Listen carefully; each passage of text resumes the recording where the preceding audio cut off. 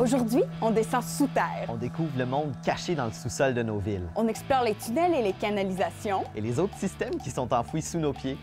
On y va!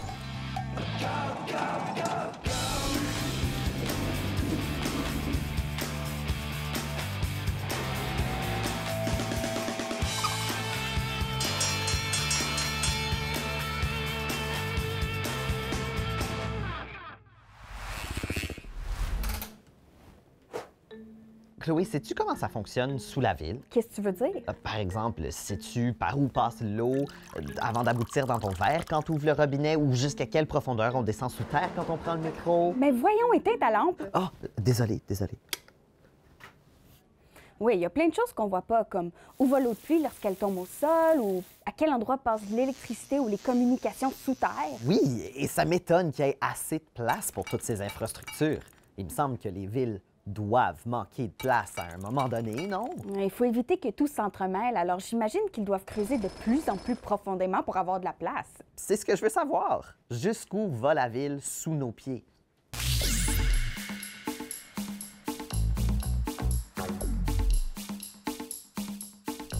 Lorsqu'on se promène dans les rues de la ville, on remarque à quel point notre monde est chargé. Il y a tant de choses à voir et à entendre. Mais sous nos pieds, il y a tout un autre monde. Un monde souterrain, peuplé par des canalisations et des câbles qui nous permettent d'être approvisionnés en eau, en électricité, en gaz naturel et de faire fonctionner les télécommunications. C'est aussi dans ce monde où on trouve les égouts qui déchargent les eaux pluviales, ainsi que les eaux usées domestiques. C'est avantageux d'avoir une infrastructure souterraine. Elle est protégée des intempéries, comme les températures extrêmes ou les vents violents. Et elle est moins susceptible d'être endommagée ou de nuire à l'apparence d'un lieu. À Winnipeg, là où je suis, voici à quoi ce système ressemble. Premièrement, il y a une couche de béton grossier, le ciment utilisé dans les rues où on se promène. Ensuite, il y a une couche de roche qui agit comme système de drainage. Ceci empêche l'accumulation d'eau sur la surface de la rue. Sous ceci se trouvent tous les fils, téléphoniques, électriques, de télévision par câble, etc. Tous recouverts de gaines isolées pour les protéger du froid. Sous cela, on trouve des conduits de gaz qui acheminent le carburant à travers la ville pour nos systèmes de chauffage, poêles et cheminées. Ensuite, on trouve les conduits d'eau principaux qui apportent de l'eau propre dans les maisons et les immeubles, ainsi que les systèmes d'égouts sanitaires et pluviaux. Sous cela, on trouve des tunnels pour les véhicules.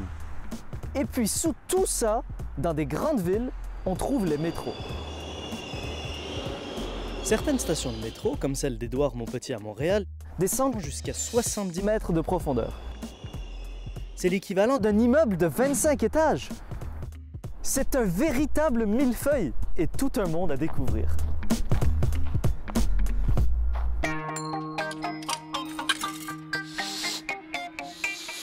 Où va l'eau quand tu tires la chasse? Tire à la chasse.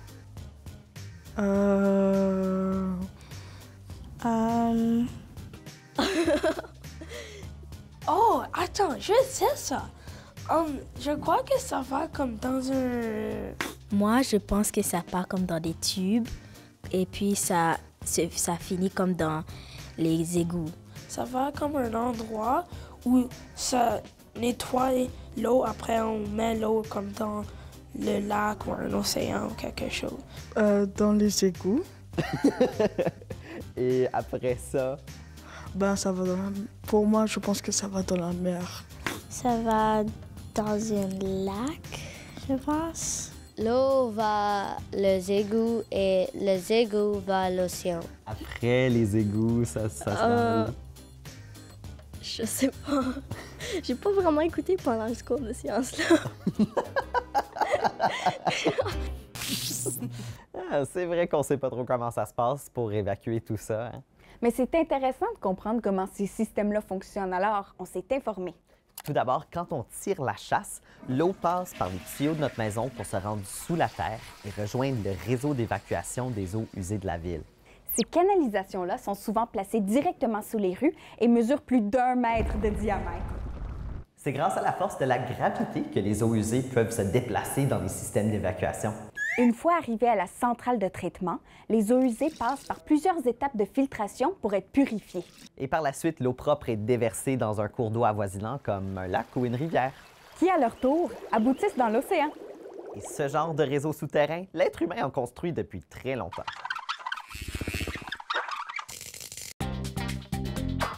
Savais-tu que de nombreuses fouilles archéologiques ont permis de démontrer que les Romains de l'Antiquité étaient les pionniers des infrastructures souterraines pour le transport des eaux? Leurs aqueducs alimentaient les villes en eau courante et leur système de canalisation et d'égouts permettait d'évacuer les déjections corporelles.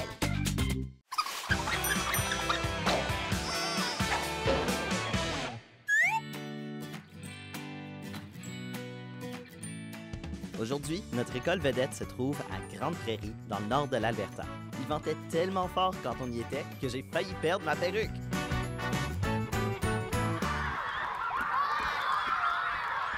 Bienvenue à l'école Nouvelle-Frontière. On se prépare à faire un jeu pas en altitude, mais haut en énergie. Voici les joueurs de l'équipe bleue. Olivia. Juliane. Hamza. Et leurs adversaires, l'équipe orange Alisa. Nevia. Case. Pour avoir la chance de répondre aux questions à choix multiples de ce jeu, les joueurs doivent être les plus rapides à saisir leur poule ou leur cochon. L'équipe avec le plus grand nombre de bonnes réponses gagne. C'est parti. Première question. Toronto et Montréal ont deux des plus grands réseaux piétonniers souterrains au monde. Qu'est-ce qu'on peut y faire? A. Cuire des guimauves sur un feu de camp. B. Conduire une voiture de course. Ou C. Se promener au centre-ville sans sortir dehors. Oui. Faut se promener au centre du ville. C'est une bonne réponse. Un premier point pour l'équipe orange. Et dans les deux villes, en fait, tu peux te rendre d'un édifice à l'autre en T-shirt, même en plein hiver. Les souterrains débordent de petites bestioles de mauvaise réputation. Mais l'Alberta a pu exterminer un de ces animaux à travers la province. Est-ce A. La souris, B. Le rat ou C. La taupe? Oh, c'est encore la poule en premier. B. Le rat, c'est une bonne réponse. Encore un point pour l'équipe orange. Prochaine question. On retrouve le plus grand ossuaire souterrain au monde sous la ville de Paris. On appelle ces lieux A. Les cavernes de Paris, B.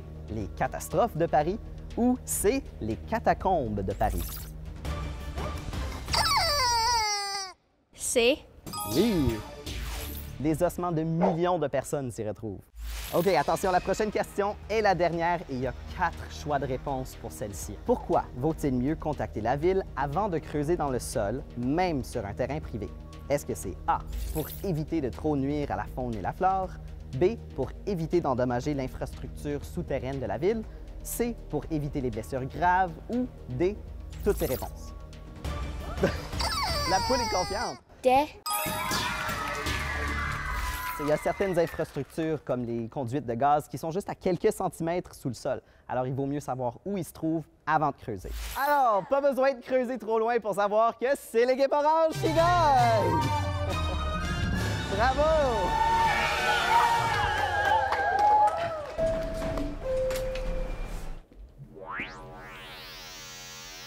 C'est quoi ces lunettes-là, Manu? C'est des lunettes à vision laser.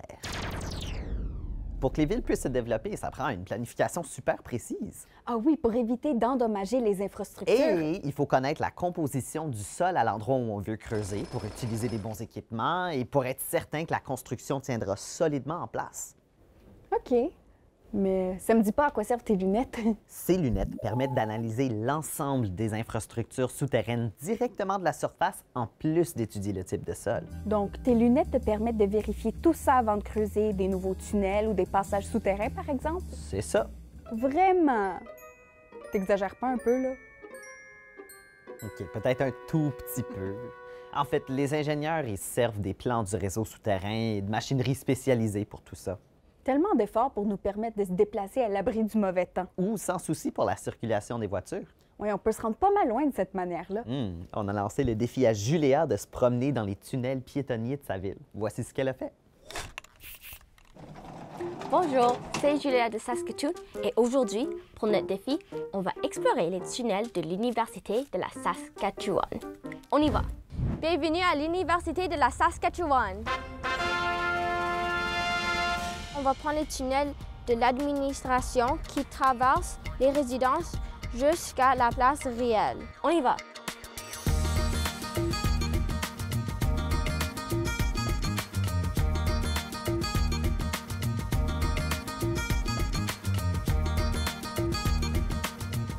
Ici, je trouve que ces escaliers sont très intéressants. Boum!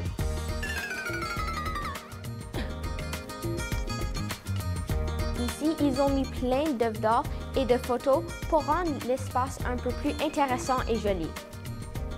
Et voici la fin de ce tunnel. Les tunnels étaient très intéressants, beaux et propres. J'aurais jamais su que j'étais souterrain. C'est tout pour aujourd'hui. Merci. Au revoir.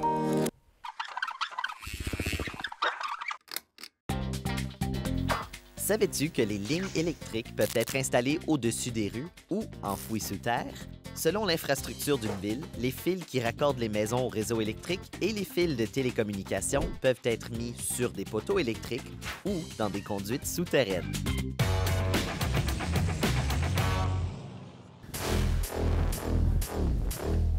Allons creuser des trous.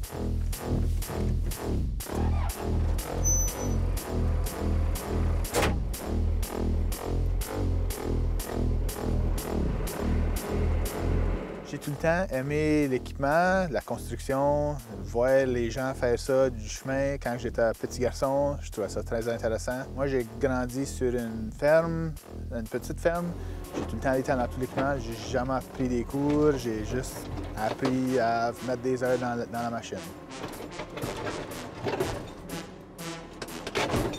Tout ce qu'il y a en-dessous d'une ville ou un village, des lignes de téléphone, des lignes d'eau, des égouts, n'importe quoi qui peut être enterré, qui a besoin d'être exposé, on peut le faire avec cette machine.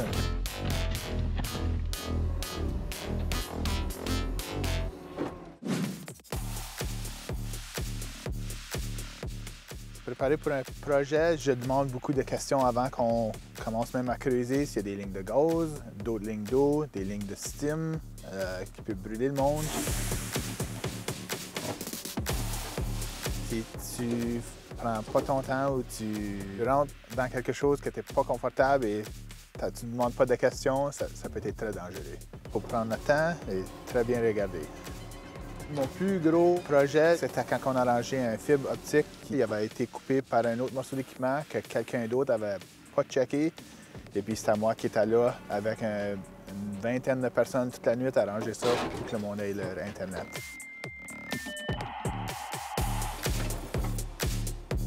Je peux ramasser des chapeaux, je peux ramasser un 10 cents si j'essaie très fort. Ça prend beaucoup de pratique, puis ça prend des 1000 d'heures d'expérience. Et puis être un pro, ça prend très longtemps, je ne suis pas encore là. J'aime la machinerie, j'aime arranger la machinerie, j'aime être dans la machinerie, j'aime être dehors, j'aime être fatigué à la fin de la journée.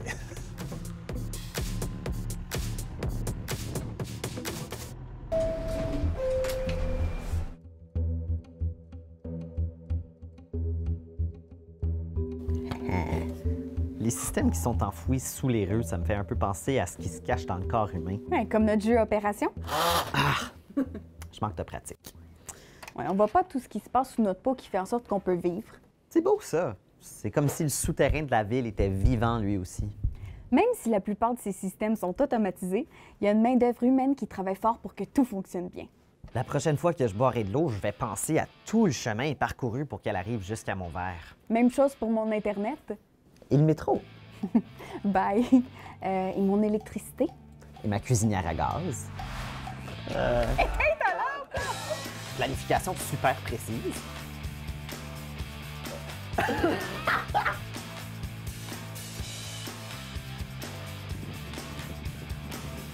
À choix multiples de ce jeu, les joueurs... Voyons, tu vois, moi je me suis trompé. Je vous ai dit que j'allais me tromper dans mon texte!